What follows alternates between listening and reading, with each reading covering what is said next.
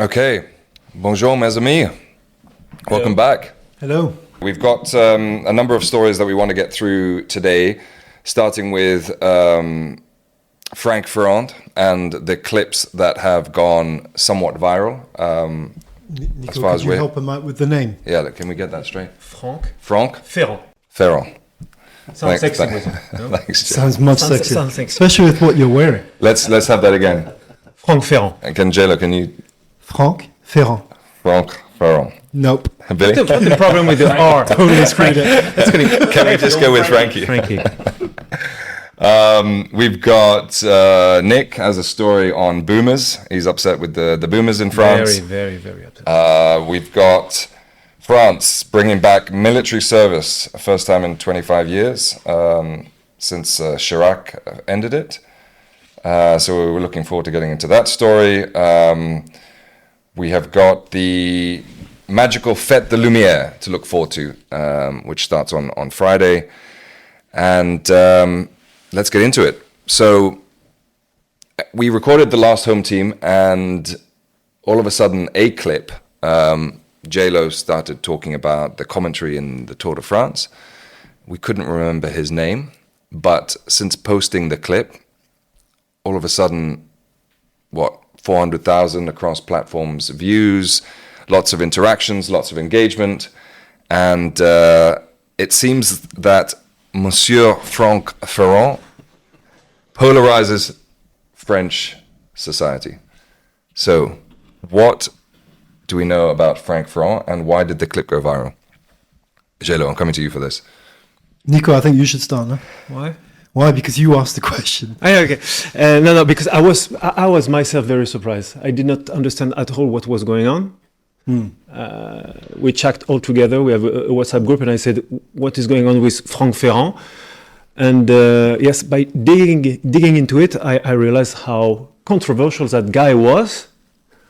And looking at the commentaries, also the comments we had on the different Instagram posts and stuff, I was amazed on how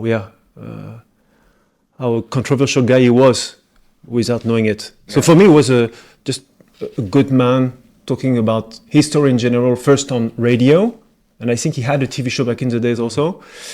And he's a kind of a legend in France when it comes to talk about French history. And I like him very much. He's a sort of David Attenborough of history, no? Is the way I would describe him a little bit. And, to answer Nico's question, which is basically, why on earth has this particular clip gone viral? Talking about something as innocuous as Franck Ferrand on the Tour de France, who tells us about the culture and the history of all the villages and towns through which all the cyclists pass. So the question then is why is this so, why did this clip go viral? We didn't say anything controversial. Without even you naming it. Yeah, without even me. Well, maybe crazy. that's part of the reason. They're like, who is this guy? And then there was a lot of names thrown forward. Yeah. He did it on purpose, But you must didn't want to mention this name. Because you're a foreigner, J-Lo. You didn't quite grasp his name. I'm a foreigner where? Well, tell us. Well, okay. Because a lot of questions were, this guy's... I'm a foreigner everywhere. He's not French. This is the thing, when you grow up in different countries, you're a foreigner, you feel like a foreigner everywhere. But, I'm half French, half British, so I have two passports, French passport and British passport. And we're going to talk about the visa process in a bit, because that's particularly interesting for British people. But anyway, back to the Franck Ferrand clip. So essentially, I think the reason people got triggered by it is because there's a bunch of people out there in France who think this guy is some sort of controversial historian, revisionist historian. Name them. Name who? Those guys. Who are they? Oh, I see. Well, ChatGPT is one of them. Okay. So you go on ChatGPT and ask, who is Franck Ferrand? ChatGPT will tell you that he is a controversial, entre guillemets, controversial historian. He's a revisionist historian, supposedly, etc. Anyway, when we played our clip, a bunch of people came out and said, "Hey, be careful, guys." And I think the reason it went, a little bit viral, I think, is because there's a bunch of people who may have watched that clip who were thinking, "Oh, we need to tell these guys. Yeah, we need to educate these guys. We need to educate these foreigners that this guy's dangerous. Yeah, he's a revisionist he's not a true historian and a faux historian. He's barely a journalist." So now, some of the comments. Yeah, exactly. It's like he's not really, but. I've listened to him for many years on the Tour de France now, and I love listening to this guy. I haven't seen any of his other work, so I have no idea. All I know is he seems to know his subject matter really well. Yeah. And he speaks really, His voice is like, with fluidity and But erudite even was the word that I was used. given, the credit for that was given that they get a script, right? So everyone's reading off this Yeah, script. but he makes a script, surely, or at least No, he no, I must. think the Tour de France, they circulate a script to all the broadcasters Yeah, but he must be part of creation of of that creation script. of that. Okay. Because we already know what the schedule and the mapping for the Tour de France is for 2026, don't we? Right. Because we're going to talk a little bit about something just- close to my heart in a But second. just to be clear, you're now going into the territory of you're giving credit to the script that is circulated to the man himself. Well, I assume he must have editorial purview on the thing, because otherwise, why would he be so controversial if he wasn't involved in the editing of it? and of course, he's part of France Television, which is known to be more of a lefty kind of television. Bias, yeah. And the controversy is on Franck Ferrand, which is part of France Télévisions and France Inter, also the French radio. Yeah. So mostly left. And they say he's a controversial guy because he's a revisionist and he's more of a far right type of guy. So the controversy is not very accurate also for me, you know? It's on two sides. Yeah, it just seems all a bit strange. Anyway, I want to shout out to Franck Ferrand because I think he's fantastic on the Tour de France anyway. So Yeah. Please come. And he's got his own podcast, and you're looking for an invite to. Does he have his own Yeah, he's podcast? got I his didn't own know that. podcast. Got a bike there. Oh, that sounds good, doesn't it? Yeah. Yeah, should start listening to that. I mean, the comments, some of the comments were incredible. On this one, I wanted to read out. One, I believe he's from Paris. When you hear when you hear Franck Ferrand's voice in the living room, life is good. It's sunny outside. You're in the beginning of your 2-month summer break from school. There are juicy apricots and peaches in the fruit bowl. Grandpa is starting to fall asleep on the couch. And you're about to ride your bike to meet your friends at the pitch to play football until the sun is down and we can't see the ball anymore. And it's time to go back because you told your mom you would be back at 7 and you don't have any way to tell what time it is, but you get the feeling that it's way past that. That's beautiful. What a wonderful comment. Wonderful comment. I mean, some of them... That's Unsolicited very true. and That's wonderful. very true. His name is Franck Ferrand, You wanna but give actually he is a revisionist. He is well known to be a media figure whose aim is to promote an identity-based and romanticized view of French history. So can I give a little shout out to Frank and say that so for the 2026 Tour de France, stage 4 Right. is coming through my home village in France called La Grasse, which is in the département of Aude, which is down in the southwest of France. It's quite an undiscovered part of France by a lot of people who are not French, and indeed French people. When I say to French people, my home is in Aude, in the département de l'Aude, they're like, where is that? Most people don't even know where it is. And it's, I think, the poorest département in the whole of France. Is that right? Yeah, on a per capita basis, it's the poorest. But it's also because it's mainly forest, and it's the population's not that huge there, and there aren't any big industries there. There's no resources and there's nothing like that. But it's a beautiful place. So this year they're going through my village, which is La Grasse, which has an abbey, a monastery, a working monastery. It's one of the most famous working monasteries in the whole of France now. People from Lyon migrate there. People from Paris migrate there. They buy homes in this village just to be close to this monastery. The monastery has 40 working monks there, something like that. In French, it's called chamoine. And they wear the white robes, so you see them wandering around the village. The village has only got 500 people there on an annual basis, and it grows to 2,000 in the summer, including us, for example. And they play football with us on a Sunday. So every Sunday, the chamoine, the monks, come and play football with the village kids, all dressed in the white garb, So this village is going to send Franck Ferrand to a tiz because there's so much history in this village. And this is the area where you have the Qatar castles. And if you guys don't know what this is, Nico's looking at me inquisitively. You know what they are, right? The Qatar? No. Qatar is the religious sect that was born basically out of Christianity. I should know the century, but I think it's no, I'm not going to say because I'm going to get it wrong. But the Qatar was basically a spin-off of Catholicism, who believed that Catholicism was not strict enough, essentially, I believe. And so they created this sort of kingdom, a little bit like the kingdom of Fife you mentioned last time. So this kingdom in this area called Corbière and Aude, and which is now called that. And there are many castles, Qatar castles, Chateau de Qatar, no? It's a specific style? Yeah, it's a specific style. It's very much fortress. It's always on a hill. Right. It's very defensive. And these things have been there for 1,000 years. Right. And La Grasse, the village, is right in the middle of that. And so in stage 4 of the Tour de France, they're starting in Carcassonne, which is the main city. You guys know the Cité of Carcassonne, right? Yeah. Well, that's the same thing. That's, in fact, that's actually new. That's Disneyland, but it's a riff off of these Qatar castles. So if you go to this whole region and go and visit the castles, which is what the cyclists are going to do. So stage 4, they're going through 1, 2, or 3 of these villages with these amazing castles. Right. So this is the stage to go and visit. Okay. Well, now's probably a good time to announce that in honor of our first viral supporter, Franck, we're going to have a section which you're going to cover during the Tour de France called Frankly Speaking. Correct. Nice one. It's good, right? I like It's it. a nice one. And from that, you're going to be pulling out some of the highlights Indeed. of his coverage. No, but to sum up, it's a false controversy. For me, it's a nonsense associating Franck Ferrand to far right because he's a revisionist, as he is himself working for the French television, France Télévisions, France Radio, Radio France, which are known to be far left media. So makes perfect no sense, but that's very usual with far left. Oh, interesting. Anyway, moving on.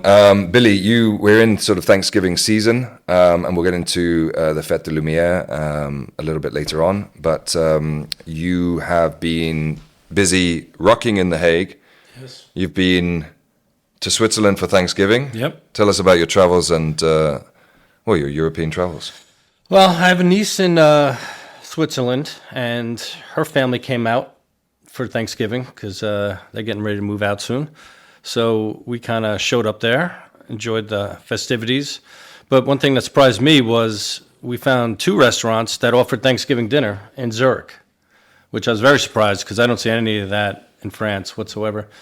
Yeah. One place even offered the football game, the American tradition of sitting on the football. couch, fat and happy, Right. at the end of dinner, watching Dallas and the Lions play. And yeah, it was great. It was freezing, very expensive. Really? Yeah, I thought, being New York, Lyon, it's not too cheap here, but Zurich is off the charts. Yikes. Bring extra money. And how was the rocking in The Hague? The Hague was great, a little rainy. Got a full tour of the town. There was a protest going on, so we got to walk around that. What was the protest for? I think it was anti-abortion. Okay. So they had busloads of people, big festival, concert, really. It was kind of a big deal. Shut down most of the town. And I got to see the beach, which I hear in the summertime is fantastic. A lot of beach bars, like legit beach bars, not just a shack around the water. Looked great. A lot of people out. Yeah, it's a fun spot. They had big Christmas right in the middle, the old town. They had the Christmas stuff set up, so it was nice. And As we said, after 8 p.m., this city is literally shut down. There is no... The Hague? No fun, yeah? No? No, we talked about... Sorry. Zurich. Because you were in Zurich too. Sorry. Zurich makes sense. Zurich. Yeah, plus it's cold. Snow on the Alps. It was nice. Tell us about Thanksgiving in France then. Is there much in the way of Thanksgiving in France at all? No.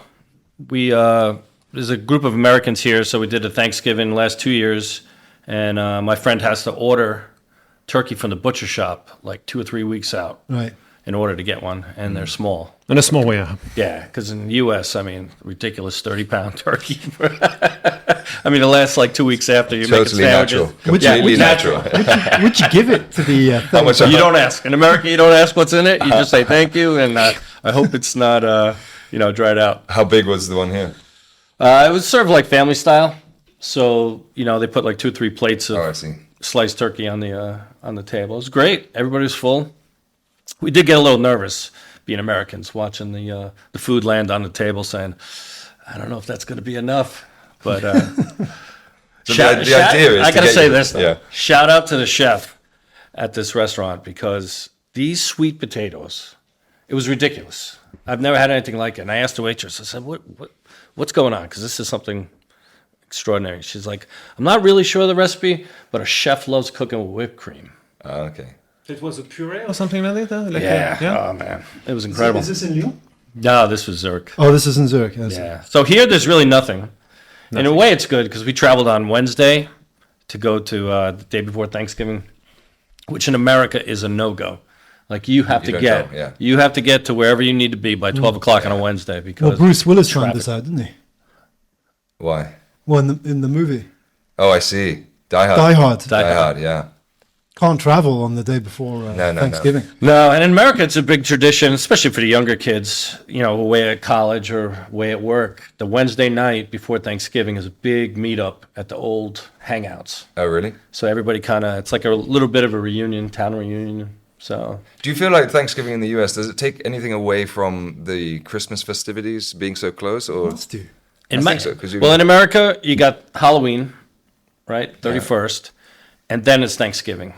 So there's no Christmas lights put up traditionally until Thanksgiving is done? till Thanksgiving's done, and then it becomes Christmas. But is Christmas less than Thanksgiving? No, not at all. I mean, for me personally, I like Thanksgiving better because there's no gifts. Yeah. It's just family getting together. And, it kind of takes that, like, I didn't get what I wanted, and, a little boo-hoo. And, But I was listening to a few, obviously all the podcasters, all the online coverage as you're going into Thanksgiving. And, we reserve Christmas as the time where family gets together.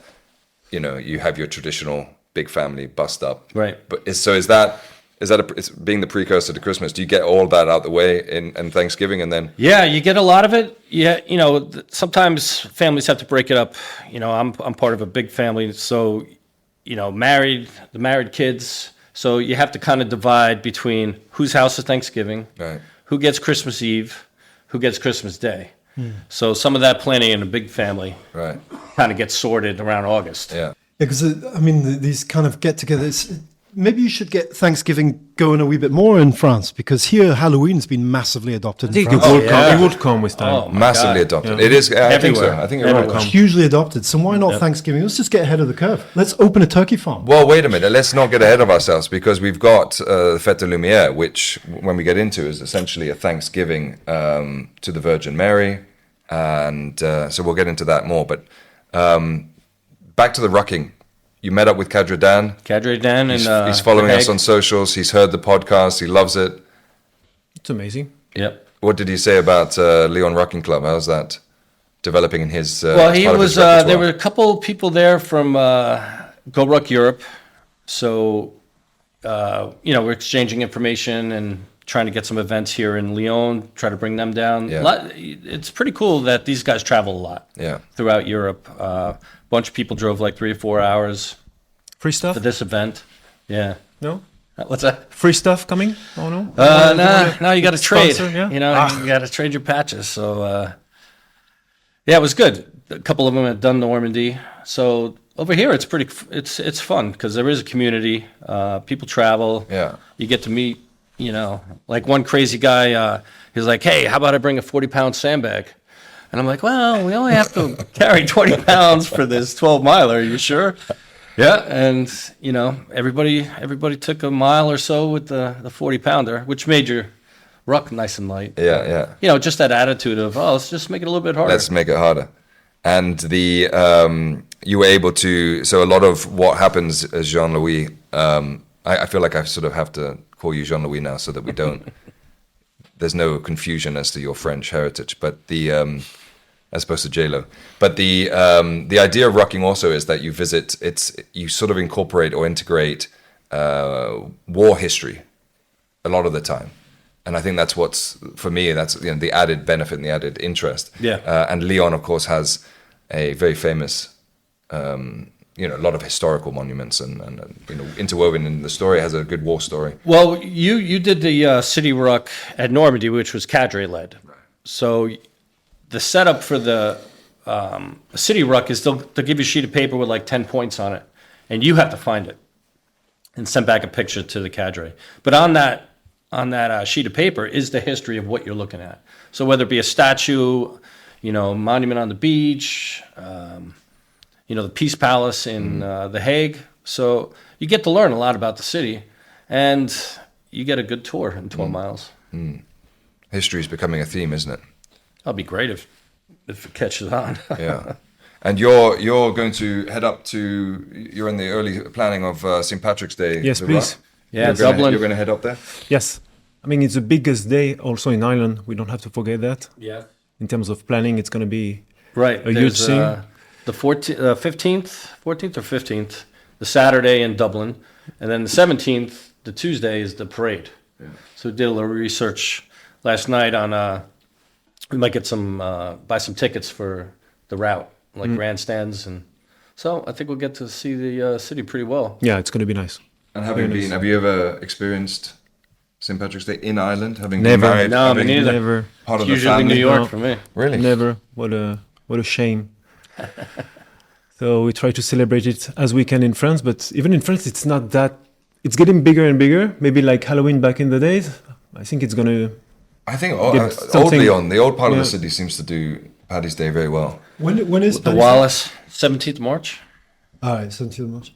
Yeah, but that's because there's like two sort of British pubs, I guess, or UK pubs. I know they're not Irish, but they're UK pubs, and they like to do it as well. Yeah, the Wallace, Johnny's Kitchen. Anything to sell more Guinness or beer. Of course. They're going to latch onto. Yeah. And then, of course, there'll be what rugby games on. There's normally Ireland versus someone. It's normally the end of the Six Nations Championship. And so, who's playing? Ireland are playing France first, I think.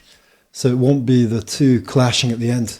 And on that note, France have received an early Christmas present with the great Antoine Dupont finally making his return to rugby and was... Yeah, I saw you're big on it, huh? Oh, massive. I mean, he's just such an incredible player. So for how long has he been off the game? Yeah, for like 9 months or something. 9 months? He tore his... It was against the Irish in last year's Six Nations, I believe. Okay. So he's been off for a long time, but...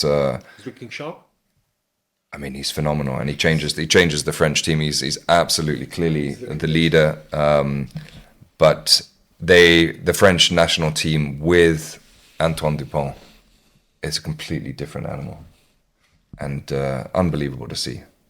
So we wish him all the best, because we need rugby's GOAT back and playing, and we need France doing very well in the Six Nations. So JLo, you've recently returned from the UK. How was that trip? How did you find things in Stalmer's Britain? Just a short trip to London. Did you find the black hole? No one's found the black hole, because the black hole doesn't exist, apparently. Just a short trip to London and to go visit my sister. Went off to see some schoolboy rugby. It's the first time I've been back to a prep school since I myself was at prep school. So that's 30 years now. And it was it was really fun to see the difference in level between French rugby schoolboys and English rugby schoolboys. This was my biggest takeaway. And here in France, my 9-year-old plays in a rugby club called Hart, which is in Lyon. And there is also the actual Lyon professional team called Le Loup, who has a junior rugby academy as well. So these are the kind of there's about 2 or 3 proper, call them rugby academies here in Lyon for kids who want to become, good rugby players. And it's not part of any school. That's no. So this is a big difference between France and the UK. It's like sometimes people say to me, "What's the biggest difference?" I'll say, "Well, probably one of the biggest differences is the fact that sports is done outside of school." Yeah. Or the US also, because it's. Is it the same in the US? So Not high school. Yeah. So High school sports are high school sports practice right big, after. yeah. The Anglo-Saxon system, whether it's Australia, New Zealand, Even Ireland. America, Ireland, UK, is all a bit similar. It's all collegiate. You play in the school, then you play at university. Here is totally the opposite. Yeah. There is no sport at school. At all? There's some sort of there is, semblance no. of sport. 2-3 hours of several different sports, but no Yeah, like very precise. juggling. Or You're not badminton. playing for that school. You're playing for You're that not. team. You Absolutely never not. represent Never. the school. Yeah. I've never seen anyone represent Wow. the school. So you play in a club. So all these clubs exist up and down France. Football, rugby, hockey, whatever you want, there is a club. And they're all subsidized somewhere by the government. Yeah. And they're brilliant. They're And all brilliant. Fantastic. So when my kid plays rugby, and here's the difference, right? Because the kids, they join a club in September and they play all the way through till June, right? Wow. So they're playing one sport essentially. So what happens inevitably is you become very good at that one sport. So whereas in the UK, you're more like a jack of all trades because you're playing, depending on the school you go to, but you're going to be playing football or rugby for one semester. Yeah. You're going to be playing hockey or something else for Hockey, another cricket, semester. athletics in and the then you're going summer. to be playing cricket, which is the most dullest game in the whole entire world in one semester. Shout out to the Indian. I mean, I only say this because I arrived in the UK when I was 12 as a French kid, and they made me play cricket, and I stood there with this thing in my hand called a bat, and they put me in the crease, and some dude chucked a ball at me, and it missed. I see, and I it hit see. the three stumps, and the thing fell down. Right. And I was still very French at this point, and the referee said, the umpire said to me, "You need to leave," and I'm like, "I'm not leaving. Tell him to do it again. I've never done this before. Tell him to do it again." And we're like, "No, you must leave. I'm not leaving." The headmaster had to come off and pull me off. Sorry, a Frenchman protesting. Is that? Yeah, I was indeed. Anyway, it was my first and last protest as a Frenchman in the UK. Rubbish. Are those clubs set up to like a professional pipeline for the teams? Or? Yeah, some of them are. So this is what I was saying about the academies. So for example, the professional rugby club here in Lyon called Le Loup, which is in the top 14, they have the academy. So they have the youth academy, which starts at age 6 and it goes all the way through to the professionals.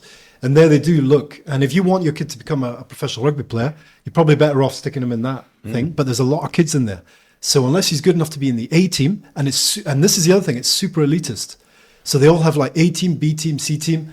And if you're no good enough to get in the A team, you're not playing for the A team. And it's seemingly, they don't really care. So they have, and that's the way it is for my son's team, which is called Hart, which is a little bit similar. It's quite elitist. They train 3 times a week. My boy's 9, right? Trains 3 times a week. No. They're very good at rugby. So when I went to the UK and I watched good rugby players, I went to see, it was a little tournament of good rugby players, good teams, and I watched all the A teams play and the B teams. The difference in level between our kids here in France and those kids is still quite big. I think our kids, the French kids, would beat them reasonably easily, I think. Is that right? I think so, yeah. And it's Right, yeah. Is Same that for because of the quality of Probably same for football as well, yeah. the quality of the coaching, or is that the Coaching, focus that goes the into fact it? that, they're playing 3 times a week. Starting young. They're starting young. They play Dedication, one yeah. sport. My 9-year-old can't play any other sport. It's the only thing he knows how to play is rugby. But why?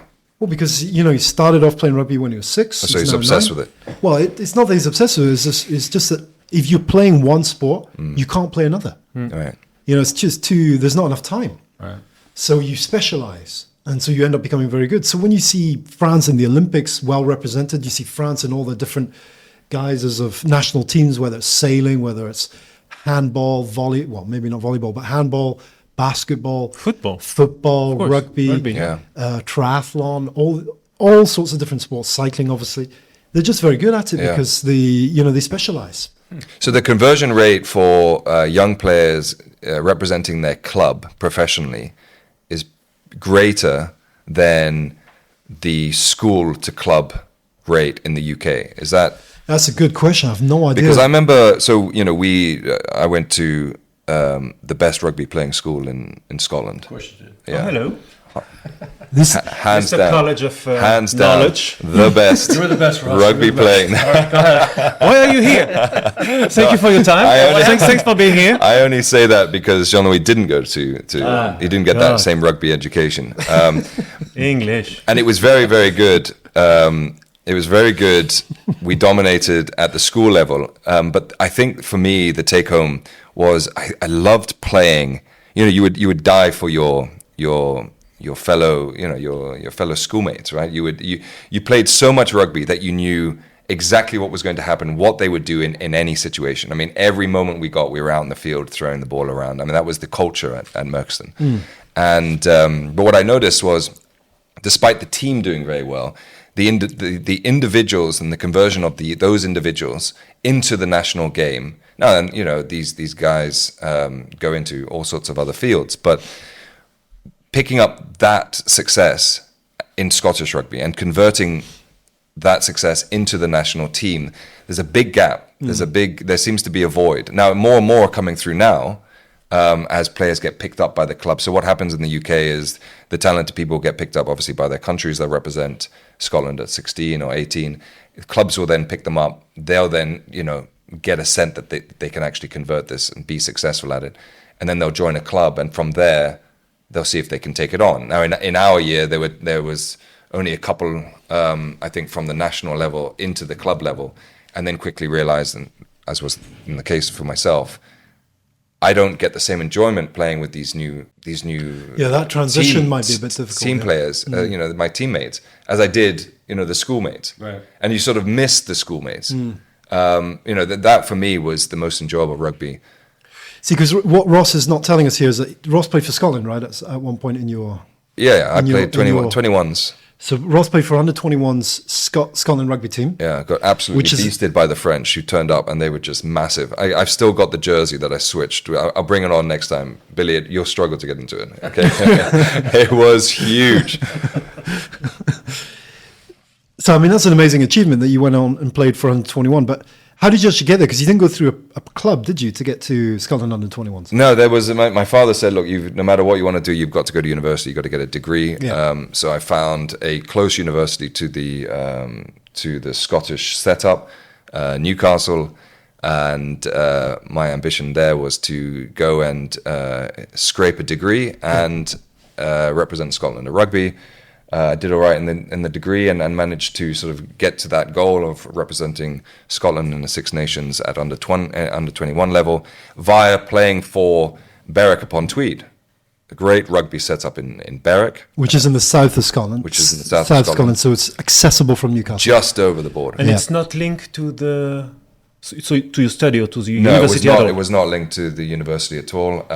They had at the time started to implement an academy system, and Newcastle have a very good rugby team, and they had a very good academy and a lot of players, not myself, but were picked up by that academy, and then from there they had the professional training, the supplements, and they were really sort of in that environment. We had a very good friend who ended up playing rugby in France, actually. Shout out to Andrew Springay, who was picked up by the Falcons Academy. Mm-hmm. He represented England at under-21 and then came to France and played in all sorts of Bayonne, Narbonne. I think I'm correct in saying. So this sounds like there's a disconnect between, you, for example, being at boarding school, being a good rugby player there, then going to university, and there's no... It sounds like there's a disconnect between going to university and then, if you wanted to become a professional rugby player, there's like a disconnect there. That's what I'm getting at. Yeah, that's my point. I believe there is a disconnect. Yeah. Whereas here, it's kind of, here it's institutionalized. Yeah. So, for instance, my other son, who's 13, he's at what you call a sports school, Spy-tude. So he is in a class full of people, half the class, more or less, 40% of the class are in sports academies of one sort or another. And he's at the Olympique Lyon football sport academy. So there's 3 or 4 kids in his class who play for the youth of the professional Lyon football team. 2 of them have already got contracts. They're 13 years of age. And the other 2 are still non-contracted, but still playing for that team. Who's this? This is Lucien. Okay. My 13-year-old son. Now, Lucien is a cyclist, so he's in the cycling club. So there's a cyclist, I know that there's 2 girls who are in the swimming, there's the football players. And the whole point is that these 4 boys who are playing for Olympique Lyonnais, they have been told your studies must go well. So you're in that class, if your marks are bad, you're kicked out of the academy. So the whole thing's institutionalized. So these boys turn up in class, and according to my son, they're very well behaved. They sit there, and even though 1 or 2 of them are struggling a bit with actual academics, they're making an effort because they know fine well their footballing career depends on it. Now, how far this goes, probably only to 16, right? At 16, 17, they can choose if they're good enough, leave school. But my point here is that this is all connected. This is all institutionalized.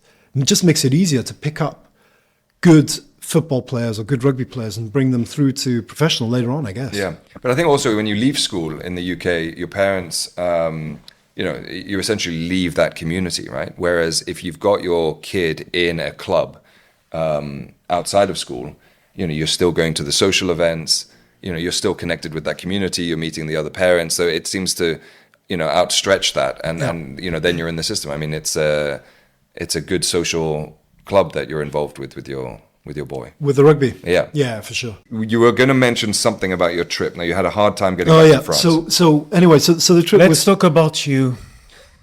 Hold on, this is not about... Stay with it, Stay with it, Nick. We're coming to you. All right. No. Nick, what are we wearing today? What's this? Okay, yeah, What are you fashioning before we go into... Okay. It is quite something he's wearing. I got told to wear a bloody blazer. Well, he gets to turn up in a cargo outfit. That's fashion. All right. So on my way back from London, this is the more interesting. It's not about me, Nico. You're going to see.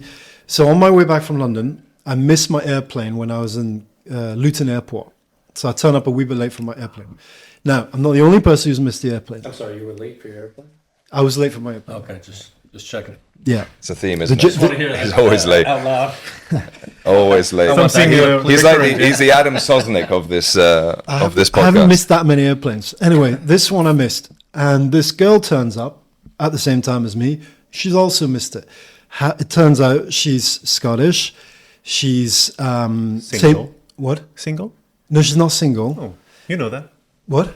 You knew that very quickly, Well, right? I got to know her quite well because the two of us decided that we were going to take the next airplane, which was at Gatwick Airport. So we had to cross the whole of London. Back to Lyon. Have you now decided to go somewhere entirely she's different? like, where are you going? I was like, well, same as you, presumably, as we both missed the same airplane. And she said to me, do you have to get back today? I was like, yeah, I need to get back today. And I said, what about you? She said, yeah, I need to get back today as well. Because she was staying in London in a hotel paid for by work. Right. And I wanted to get back. So we decided to traipse all the way across London and get a new flight from Gatwick. So obviously this is quite costly, this whole operation. Anyway. You paid for everything as a gentleman? You see? Huh? All about himself, but no, at I the end... paid for my own ticket. She paid for hers. Anyway, she probably earns vastly amounts more money than I do. So the point here is that she was telling me that she's trying to emigrate to the UK. To France. To France, sorry. Emigrate from Scotland to France because she's got a boyfriend who is making wine in a winery near Beaune, which is near Dijon. And she was going there to go see him, and she's decided that she wants to move to France. Now, she tells me that it's super difficult getting a visa for a British person like her to move to France. I was since the Brexit, maybe, no? Yeah, since Brexit was in 2016, was it? Yeah. And since 2021, the rules have changed, and it's here in France, and apparently it's very difficult. Now, I was listening to all the story about how she was applying for it, and she's got a great job. So she's a tax advisor. Her name's Kirsty. We're going to start this thing called Kirsty Watch because Kirsty's trying to get a visa for the UK. For France? For France, sorry. Oh, my God. I don't know why I keep saying UK. Kirsty's trying to get a visa for France. I should write this down and learn it. And I thought this is fascinating how difficult it is for a British person to move to France. So I did a wee bit of digging. And of all the visas granted, long-term visas, i.e. more than 90-day visas for non-EU people last year in France, of which there were almost 300,000, only 1.6 or 1.7% of those visas were granted to UK people. And UK people, a lot of people got rejected. And my question is why? Sanction? Well, because they're not specifying that they're Scottish. I think it would be much easier if they specified they were Scottish. I'm not so sure the French want a bunch of English. They don't want English people. They don't want English people, yeah. And Scottish people are just getting caught in the crossfire. Because I looked at the visa requirements. The visa requirements are simple. You need to have a reason to move there. So whether it be love, whether it be work, something else. And then she told me there's no digital nomad visa in France. It doesn't exist. It doesn't exist yet. Wow. So in Spain where I work in Valencia sometimes, I go there, I meet digital nomads, coming out of everywhere. Yeah. You know, I went for a run on a Saturday morning with this group. They're all digital nomads. Yeah, yeah. And so I mean, this is nuts. So you're going to keep an eye on this. Keeping an eye on this because it's a ridiculously small amount of visas granted to British people here in the UK relative to the overall number, and it's just I just find it baffling. Are we being punished by the French state? Probably, I think so. I mean, they're probably the most annoyed of Brexit than any other country, no? So she would rather cross the border with losing her papers, stay here, wait. She would get something faster for sure. I think it would probably be easier to do that, wouldn't it? Yeah. It's like going to the US. I mean, cross the Mexican border with no papers. Not anymore. Yeah. Not anymore. That border, I that door's wouldn't do closed. that now. That You door's had 4 closed. years. But for sure in France, it will be faster for her. Right, moving on, guys. Nick, we're coming to you. France is bringing back military service. First time 25 years after Chirac ended it. Now, it's a limited form of military service in response to the growing fears of confrontation with Russia. More than 25 years after conscription was phased out, the plan will see young men and women volunteering for a paid 10 months of military training. Quote here from the president: "The only way to avoid danger is to prepare for it," President Emmanuel Macron said, whilst announcing the plan at an infantry base near Grenoble, not far away from here. "We need to mobilizing the nation to defend itself, to be ready and remain respected. The new national service will be brought in gradually from next summer, mainly for 18 and 19-year-olds who will receive at least 800 euros per month. a month." Yeah, net, which is actually pretty good. That's not Which bad. is pretty good, yeah. Yeah. What do you think of that, Nick? So first thing I want to say is, at the moment, as you know, I'm not working that much. Okay, kind of a retreat. Right. And I You're try doing to your apply. modeling stuff, aren't you? You're doing your modeling stuff, no? Shout out to me. But I tried because I have some free time to apply for some. I told myself maybe I can help my country by, I don't know, helping police or army or stuff like that. They said I was too old. 44 years old. Too old. Yeah. I took it personally. Okay. So I think first thing first, I'm disappointed. Right. But what I think is, back in the day, it has been a big mistake to stop the military service because I don't know how it is in the US. Is it There's in no the UK? compulsory. Is it No compulsory. no compulsory? What does it mean? It means No force. You don't have to. you're not Yeah. forced. Okay. And in the UK, No, So- it stopped in the 60s or 70s. so before us. Before France, yeah, because you need to give a bit of context here. France stopped it. Anyone born after 1978 didn't have to do military service. Yeah. Correct. Right. So that means Nico, who's 44. 81. 81, yeah. And I didn't have to either. I remember people. You were born when?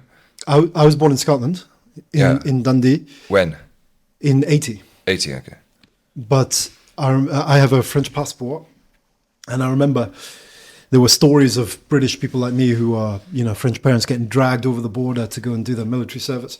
Anyway, that all stopped in 78. So anyone born after 78 didn't have to do it anymore. And now it's been brought back in. I think it's great. Yeah. The way they were proposing it for the youth like that, they'll be able to get some sense of community, pride in their country, learn a skill. Who knows? 10 months, in the U.S. Army, that's just about enough time for a basic training and to learn a job. So very much like apprentice level. I don't know what happens to them afterwards. How old were you when you joined the military? I joined when I was 17. Really? Okay. So you're exactly this. My parents had to sign. Your parents had a son. Yeah, recruiter came to the house and had to sign. Oh, they had to sign. Yeah. Okay. Because I wasn't 18. But Was that tough?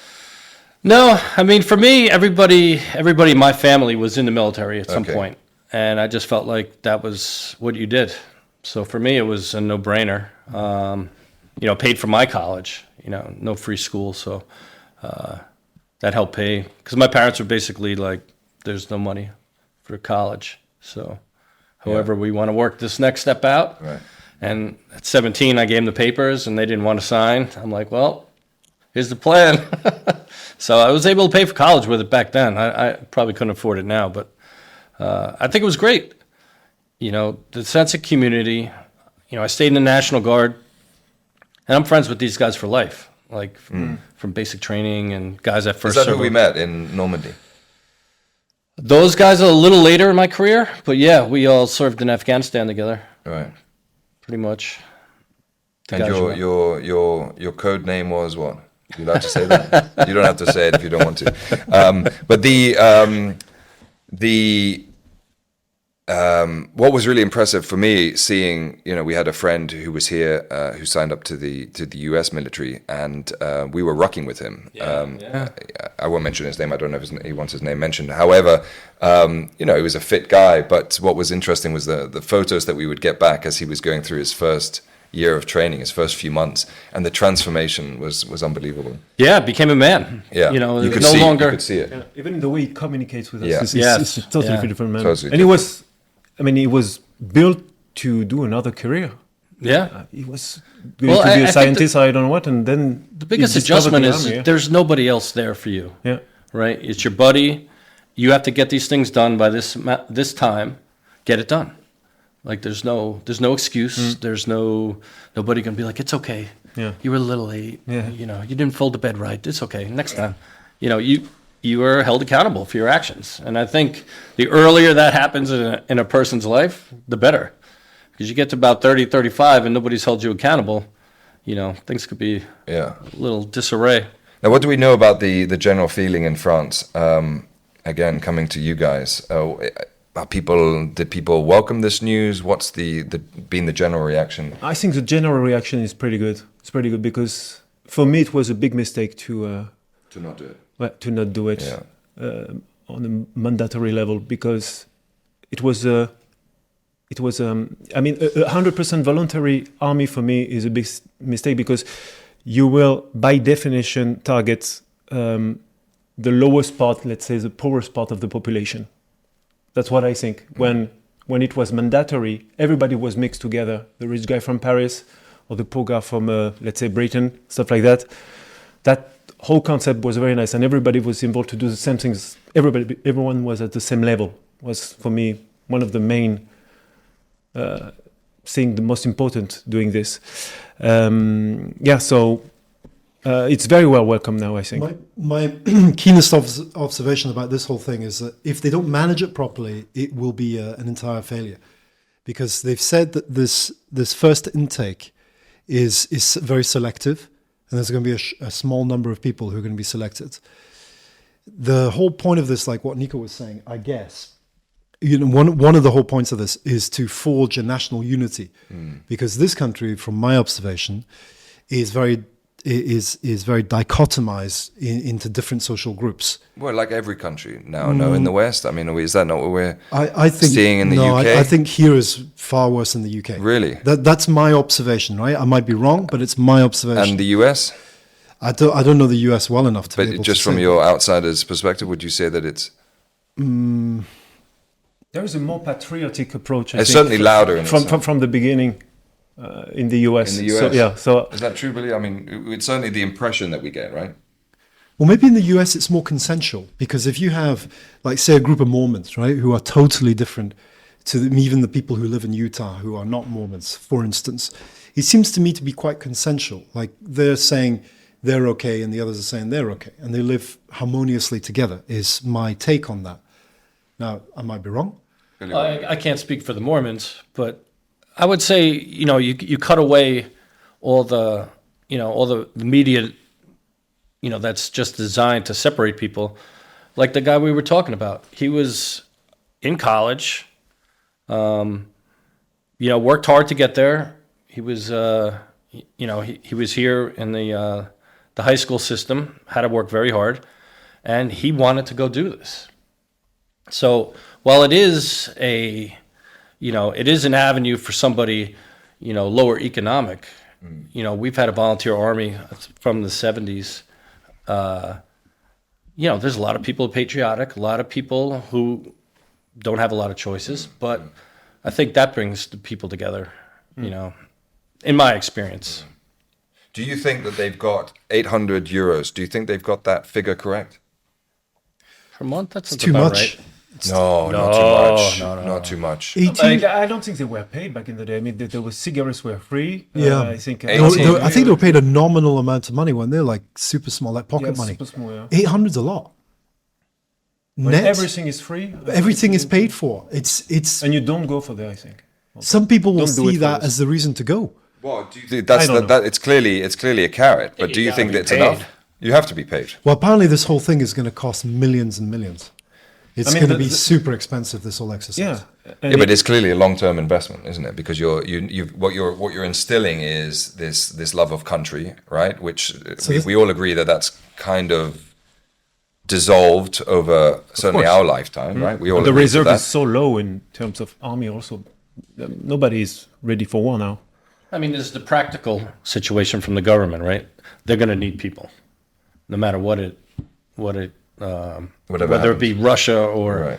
or something. So that's the practical level, the political level. But you always have to be wary of politicians who are like, "Oh, this is going to be great for everybody," and I think the kids should get paid. Being a young private, Yeah. I think 1987, I made $600 a month. So.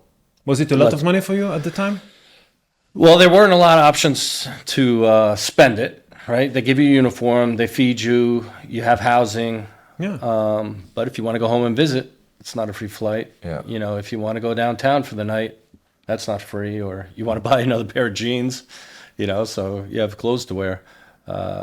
There's not a lot of places to spend it, but certainly it should be paid. I mean, it's not a... But you have, servitude. I mean, this is obviously sons and daughters, but Yeah. both your children are older than mine, into teenage years already. As a father of French kids, if either of them turn around to you and say, I'd like to sign up, Dad, I'm 18, I'm going to get 800 euros, how do you feel about that? As long as he's happy, honestly, I will be proud. Yeah. You'll be proud. Very proud. Yeah. JLo? Yeah, same. I think. I mean, if they want to sign up to the army, why not?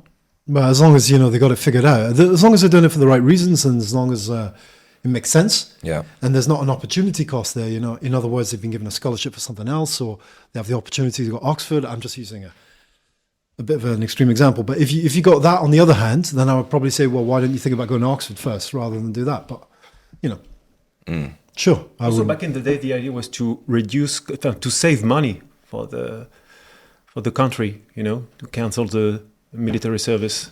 But then we discovered pretty quickly that having a professional army costs way more than asking people to go voluntary to. And when you look at other countries, doesn't Switzerland have something similar to this? Not sure. Not sure. Well, everyone in Switzerland has to bear arms, do they not? Isn't that the whole point of Switzerland's a neutral country, right? But in order to remain neutral, you need to be able to defend yourself. And to be able to defend yourself, everyone must have a gun. So you go into a Swiss home, they've got guns, haven't they? In order to have a gun, you've got to have training. I don't know. I've never been into a Swiss. It's not like 8 months. I only see it with Americans there. I don't know. I did not see any guns in their apartment. I swear to God.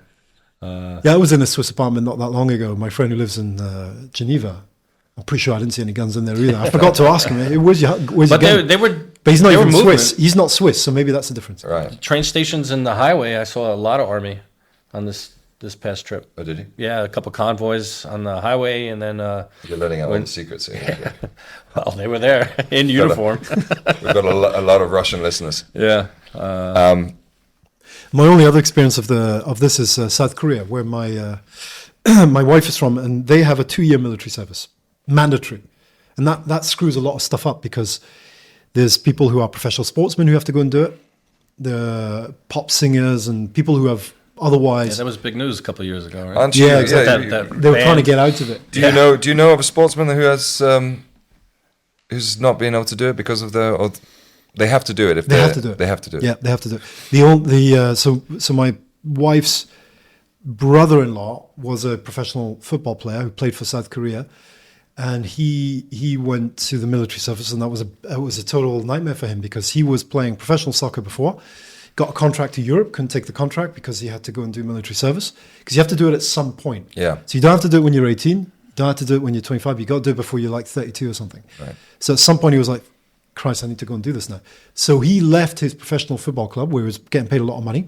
He's one of the best soccer players to come out of Korea. He's scored, I don't know, he's done 40 appearances or something like that for South Korea. He's scored quite a lot of goals. And so he was getting paid a lot of money. And when he went to the army, his salary went from up here, my hand is high, to down here, my hand is near the table. And that was just a total nightmare for them. He couldn't adjust. And the family found it very, very difficult to adjust. And that was really tough for him. And all the football players who went with him to go and do it, it was the same thing. It was just a total waste of time for these guys. And so for me, and the only way they could get out of it is when they played in the Olympics, they said to the South Korean football team, if you guys win the gold medal, then you're dispensed of the doing military service. And of course, they didn't win the Olympics, so they had to go off and do military service. Yeah. Well, USA, back in the day, they drafted Elvis. Yeah. Oh, he had to go serve 2 years. Oh, is this because of Vietnam, wasn't it? Oh, before. It was before. Oh, this is before. before. In the 50s. Oh, right. Yeah, I'm living in a K-pop world at the moment, talking of South Korea and Demon Hunters and Golden. And, you know that song? Unbelievable. On loop. Please do not sing it. No, I won't. But no, I think it'll be interesting to see how this story develops, and we'll be keeping track of it. And I hope that it is successful. I'm just going to say one last thing to conclude on this now that I thought about it. For me, this is not about national security. It's about national interior security. Oh, national interior security. It's not about outside security. It's about interior security. And the whole thing about this is to try and get some better national cohesion with our youth in France, as opposed to defending ourselves against Russia. Right. That's what I think this is actually about. Well, I think that's a very good point, because I think that there's certainly a strong argument to be made on that, and I think that what do you look? France is a beautiful country, full of beautiful people, and as far as I'm concerned, you should be very proud of all of France. I mean, it's an incredible place with people like Franck Ferrand. Anyway, we're moving on, because we've got something else to be grateful for. Every 8th of December, to those of you who don't know, over 2 million people flood the streets to say Merci Marie, a heartfelt thank you to the Virgin Mary, Mother of Jesus, for protecting the city centuries ago. What started as thousands of candles on windowsills has exploded into one of the world's most breathtaking light festivals. Giant projections, mind-blowing art installations, and pure magic in every corner. Now, I've been going to this since 2012, and crowds just kept getting bigger and bigger and bigger. I don't know if we're going to be seeing less, although I think it's around about the same.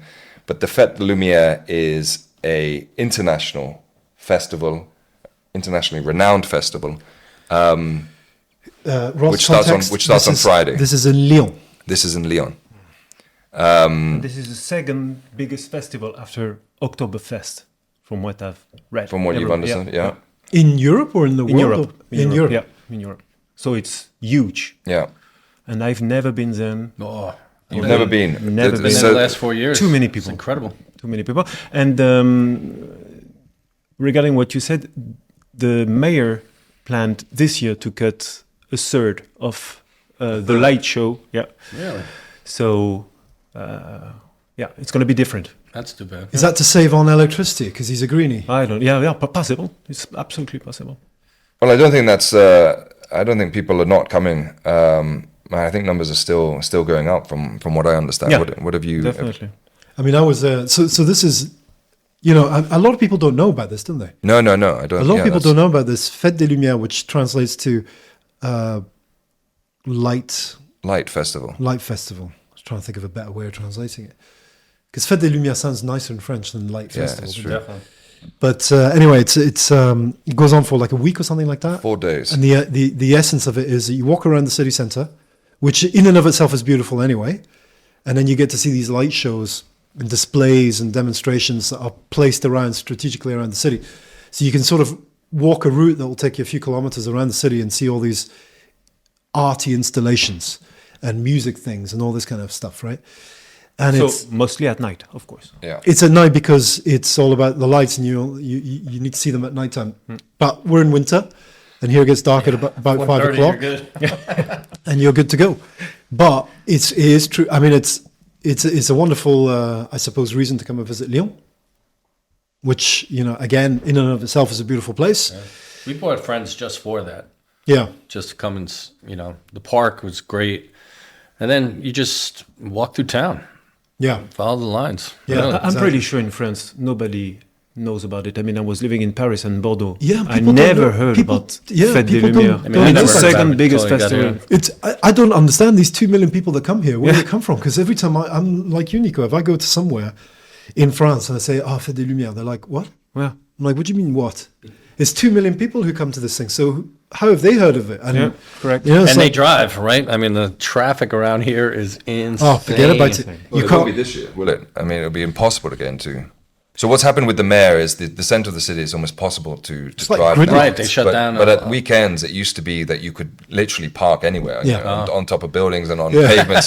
So you would turn Right. up and all of a sudden, Just park on the river. center of Lyon had turned into a car park. Yeah.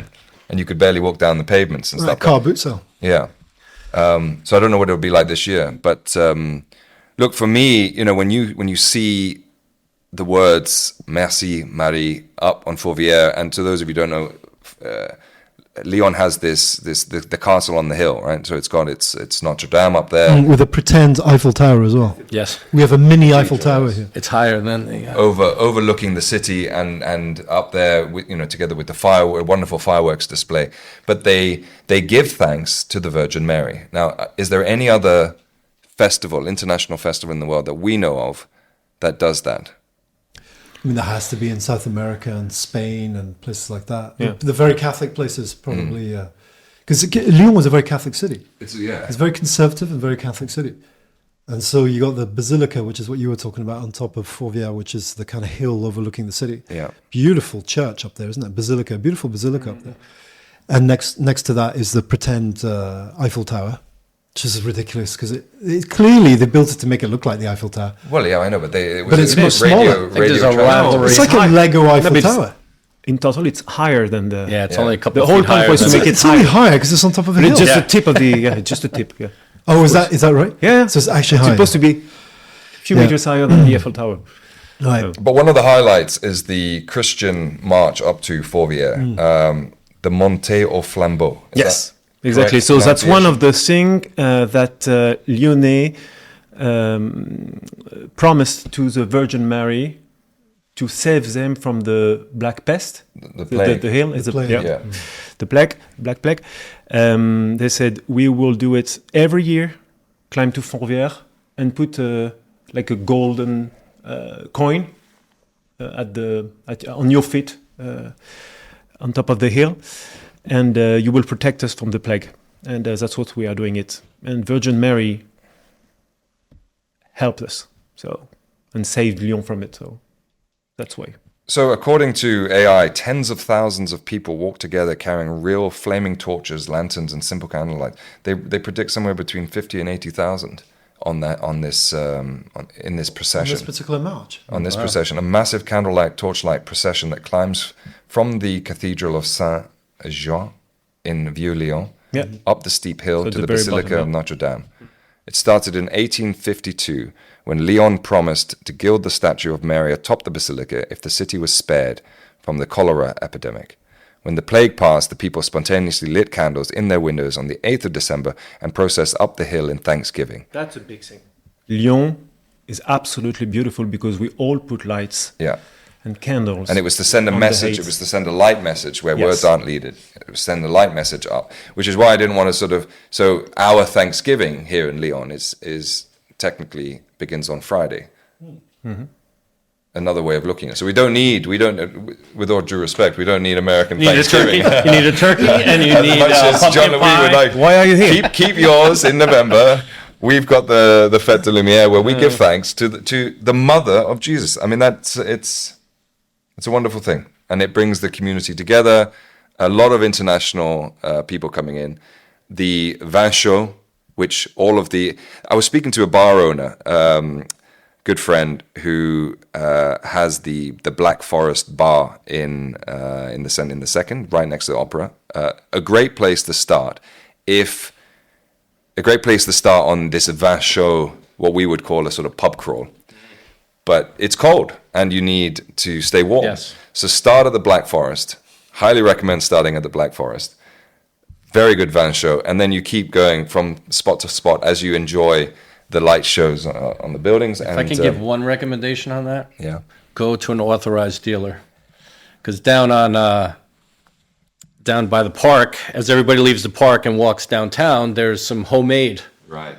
Some They some bastardize guys the out recipe there a little hustling, bit. and they had a pot, and I was like, oh, okay, I'll get one for the walk, and there was a lot of sugar in it. Oh, was it? I think that was the main ingredient. So all I can say is go to an authorized dealer. Yeah, because you do Not get some, enjoyable. you get some interesting variations on the Vin Chaud. If you can go to some of the older places, they'll mix it with At least have a hot. You should be good. yeah.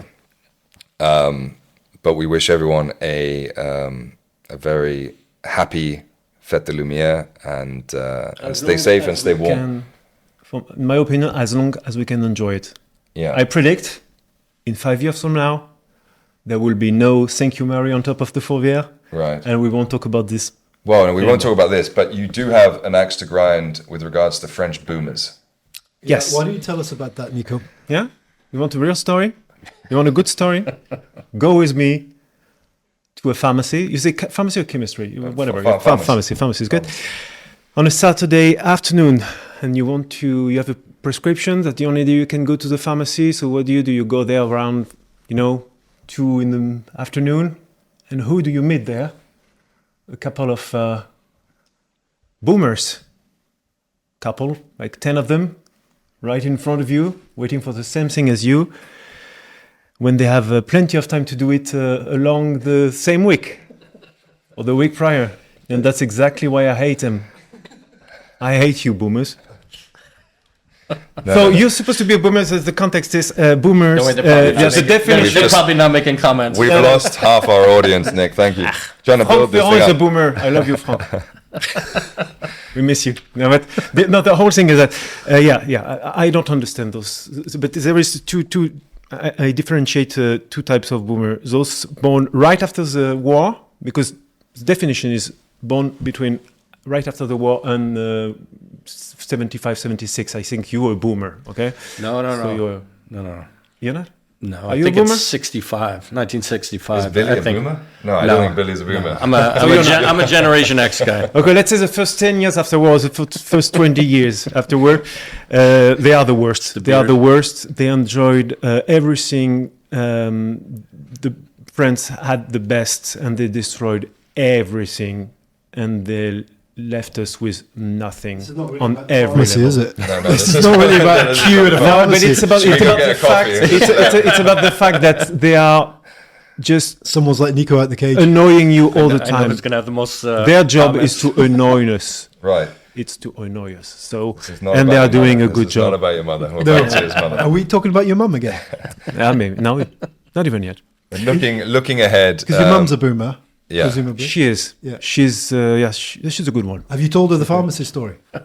No, not yet. Well, next time you go But I there for should, your yeah. 3 hours with her. But am I the only one annoyed by this? Am I the only one annoyed by those people waiting in lines? I know not to The go, days there is not to most go on people- the weekends because it's not I just mean, the who boomers. goes From to what the I'm seeing, pharmacy on Saturday afternoon? At 2 Everybody, No. everybody's working. but it's seriously. not just the boomers thing, Nick. Like the French have an obsession with the pharmacy. Okay, when They're always crowded. Yeah. It's unbelievable. It's like some sort of mini We have the Mecca, most isn't it? prescribed it's- per persona medication also in Europe, in all Europe, maybe in all the world. No. Every time you go Americans out from must have a, America's got to be way ahead. But in Europe, we're definitely up. because it's free. It's free, so we have tons of prescription Yeah, every plus time you we- go to plus the we have medicine. quite a lot of companies that doctors. make these Yeah, things. yeah. So you There's a gotta- big There's pharmaceutical long lines in the industry. US. You got to feed the There's long beast. lines in the US. Yeah. For sure. No, but I mean, the on your prescription, the number of medicine you have is one of the longest in France. The list of medicine you have per persona in France on the prescription is definitely the longest, as it's free. Yeah. And all those people are asking, all those boomers are asking for a lot of medication, and they go to the pharmacy on a Saturday afternoon. Yeah. That's why I was upset. Well, you've got all your medication now, so no need to go back for the Sure you don't want to For Christmas the next period. 3 months, yeah. Look, it's going to be a fantastic December. I can't believe we're here already. And Christmas plans, gentlemen. What have you got lined up? Billy, you're back off to the US. Going back to New York. Holiday Christmas party in the Bronx on the 13th. I don't think anybody would be there, but I got to do Massachusetts, Rhode Island, New York for 3 weeks. When do you put the trees in your countries? I've already done it. Yeah? We've done Like on the 1st of December? 1st of December. Right after Thanksgiving. Yeah. So it's prior to... Some people do it before Thanksgiving, but traditionally after. Okay, good point. And you're back when? I'll be back December 31st. Okay, so you're here for New Year. Yep. Good stuff. Jean-Louis, what plans have you got for Christmas? Just spending Christmas here in Lyon. Yeah, nothing major this year. Okay. Nick? 1 week in Ireland, Oh, yes. like every year. And back here. But what's very... the difference with Ireland and France is that on the 24th at night, there is no dinner, everybody's in the pub. I don't know if it's the same in Scotland or in the US, but there is no dinner at night on the 24th. No. So everything happened the next day, Yeah.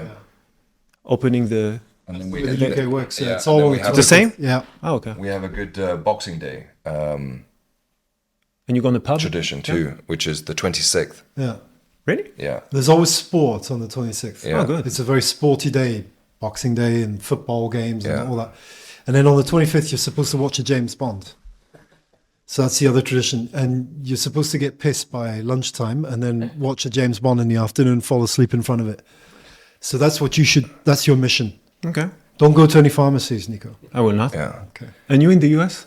Do you have a dinner mean, if at you- night on the 24th? Definitely. Christmas Eve dinner is a big deal, Ah, especially if you have Italian family members. Oh my God. Really? Unbelievable. Do you have Italian family now? My uncle married into an Italian family, so I was lucky enough to go, growing up to that house. And his in-laws came straight from Italy, so everything was authentic. And the food, you sit there, you're like, all right, I'm full. They're like, no, that's the second course. bigger than Thanksgiving in terms of... Different Size of food, the meal? different food, but just as much. Nice. Yeah, it's big. I've noticed your accent is not as strong as it was when you first arrived in France. Really? Yeah, you used to speak. You want some coffee? Give us some bois. Maybe when you Some come back, bois. when you come back, maybe When I you come have back, yeah? I'll have it. Yeah. I'll Turn have it it up. ready. It's just like my wife when she comes back to Ireland. I'm not able to understand her, which is a good thing. Sometimes. No, but it's Shout out to the wife. Good luck. And on that note, Merci Marie, ahead of Fête Lumières. Merci Franck, and his new segment on our show, Frankly Speaking. Yeah. And thank you, gentlemen, for joining me. And that's another home team wrap. Until next time, see you later. Bye bye. Bye, guys. Bye bye. You're the leader of the wolf pack.